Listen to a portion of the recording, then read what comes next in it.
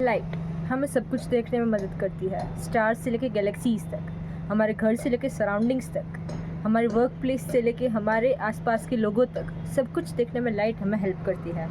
पर क्या आपने कभी सोचा है कि can we ever see a single photon? क्या हम एक सिंगल फोटोन को देख सकते हैं? Prepare to have your mind challenged because today we are diving into one of the most strangest questions in physics. Can we ever see a photon? नमस्ते दोस्तों, welcome back to Trace Astronomy. मैं हूं स्तुति और आज हम बात करेंगे can we ever see a single photon? क्या हम लाइट के पार्टिकल्स को देख सकते हैं? So let's start.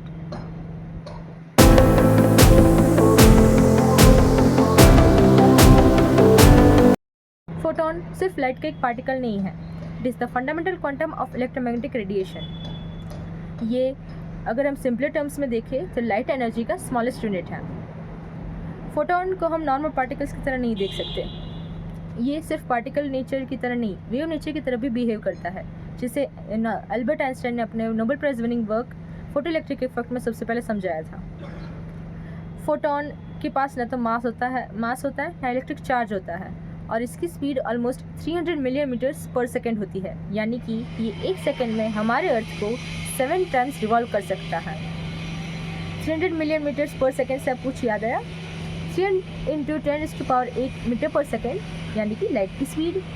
ये लाइट के ही पार्टिकल्स होते हैं, इसलिए सेम स्पीड पर ट्रैवल करते हैं।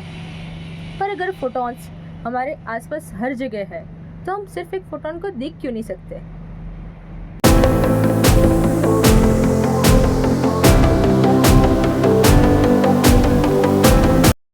किसी चीज़ को देखने का मीनिंग क्या हुआ? हमारी आइज ने उसे डिटेक्ट किया, हमारे ब्रेन तक सिग्नल गया और हमने उसे देखा। पर रिसेंट स्टडीज से हमें पता चला है कि हमारे आइज़ को एक क्लियर सिग्नल पहुंचाने के लिए मल्टीपल फोटॉन्स चाहिए होते हैं। वो एक सिंगल फोटोन को रजिस्टर ही नहीं करता। अगर हम कोई एक एक्सपेरिमेंट करें, जैसे कि अगर हम इमेजिन करें कंप्लीट डार्कनेस हो, बिल्कुल डार्कनेस हो, तो शायद हमारे इंडिविजुअल रॉड सेल्स जो होते हैं रेटिना के, ये एक सिंगल फोटोन को रजिस्टर कर पाए। पर जनरली हमारे ब्रेन के नॉइस फिल्टर्स इतने ज़्यादा होते हैं कि ये इसे हमेशा इग्नोर कर देते हैं। फॉर एग्ज़ाम्पल, अगर हमने किसी चीज़ को देखा तो हम इसे कैसे देख रहे हैं? लाइट उस पर गिरी, उसके फोटॉन्स बाउंस हुए और हमारी आइज़ ने उससे देखा।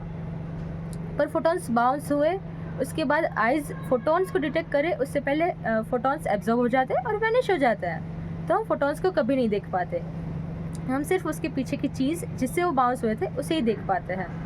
इसीलिए हम फोटॉन्स को नहीं देख पाते, क्योंकि उसे डिटेक्ट करने से पहले ही वो वैनिश हो जाते हैं।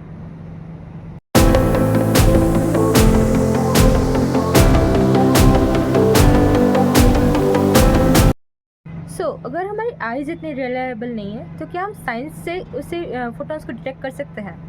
यस, हमारे साइंटिस्ट ने फोटॉन्स को काफ़ी टाइम डिटेक्ट किया है। हम फोटो मल्टीप्लायर ट्यूब से और super conducting nano wire single photon detector से भी फोटॉन्स को डिटेक्ट करते हैं। रिसर्च से ये भी पता चला है कि हम एक्सट्रीमली कंट्रोल्ड कंडीशंस में हमारी ह्यूमन आई एक फोटोन को डिटेक्ट कर सकती है।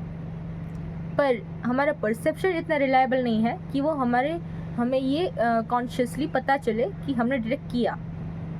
सो कंक्लूजन ये है कि हमारी आइज़ फोटोन को डिटेक्ट कर तो सकती है, पर हमारा ब्रेन ही हमें ये नहीं पता चलने देगा कि हमने फोटोन को डिटेक्ट किया, क्योंकि हमारा परसेप्शन ही इतना रिलायबल नहीं है।